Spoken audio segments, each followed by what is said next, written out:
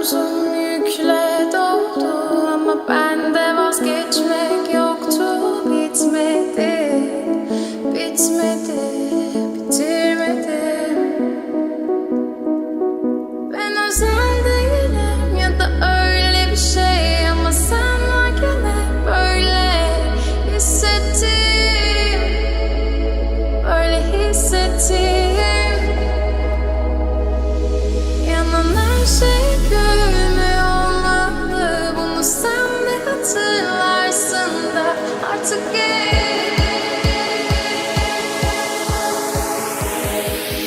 böyle hissettim.